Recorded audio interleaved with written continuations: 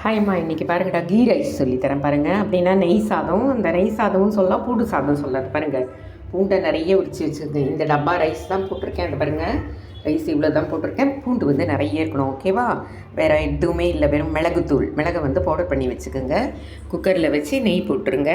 நெய் போட்டு அப்புறமா கருவேப்பிலை போட்டுட்டு அதுக்கப்புறமா வந்து பூண்டை போட்டுட்டு நல்லா ஃப்ரை பண்ணிவிடுங்க. நல்லா கொஞ்சம் நேரம் ஃப்ரை பண்ணிவிட்டு கலர் சேஞ்ச் ஆன உடனே மிளகுத்தூள் போட்டுட்டு அதுக்கப்புறமா ஒரு டம்ளருக்கு உங்களுக்கு ரொம்ப உதிரியாக வேணும்னா 2 டம்ளர்ஸ் வாட்டர் போட்டுக்கோங்க. இல்லை கொஞ்சம் சாஃப்டாக வேணும்னா 3 டம்ளர்ஸ் தண்ணி ஊற்றிக்கலாம். ஊற்றிட்டு தண்ணி கொதித்த உடனே சால்ட்டு போட்டுட்டு அதுக்கப்புறமா ரைஸ் அதில் போட்டுருங்க. அவ்வளோதான்டா. கொதிச்சுட்டு 3 விசில் ஆன உடனே இறக்கிடுங்க. இதுதான் கீ ரைஸு பூண்டு சாதம், ஓகேவா? லைக் பண்ணுங்கள், ஷேர் பண்ணுங்கள். ஹெல்த்துக்கு அவ்வளவு நல்லது, ஓகே? இந்த பாருங்கடா, நெய்யில் வச்சு நல்லா ஃப்ரை பண்ணுங்கள், ஓகேவா? இந்த பாருங்கள், தெரியுதா? நல்லா ரெட் கலராக சேஞ்ச் ஆகிட்டோம். அதுக்கப்புறமா தண்ணி ஊற்றுங்க, ஓகேவா?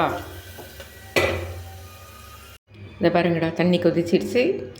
ரைஸ் போட்டுவிட்டேன். அவ்வளோதான். குக்கரை மூடி வச்சுட்டு 3 விசில் ஆன உடனே இறக்கிடுங்க, ஓகே? ஹாய்மா, இந்த பார்த்தீங்களாடா, ரெடி ஆகிடுச்சு பாருங்கிற ரைஸு. எவ்வளோ உதிரியாக இருக்குது பாருங்கள். இதுவே 3 டம்ளர் ஊற்றி தான், தண்ணி ஊற்றி தான் குக்கரில் வச்சது. 3 விசில் ஆன உடனே இறக்கிடுங்க, ஓகேவா? நீங்கள் சாப்பிட்டு பாருங்கள் எவ்வளோ டேஸ்ட்டாக இருக்கும்னு சொல்லிவிட்டு. ஈஸிக்கும் ஈஸி, ஹெல்த்துக்கும் ஹெல்த்து. டைஜஸ்ட் ஆகலை, கேஸ்ட்ரிக் ட்ரபிள் இருக்குது, அந்த மாதிரியெல்லாம் இருக்கும்போது இதை சாப்பிட்டிங்கன்னா மூட்டு வலி, மெயினாக மூட்டு வலிக்கு, கால் வலிக்கு இந்த ரைஸ் வந்து அவ்வளவு நல்லது. சரியா? லைக் பண்ணுங்கள், ஷேர் பண்ணுங்கள், கற்றுக்குங்க. தேங்க்யூ.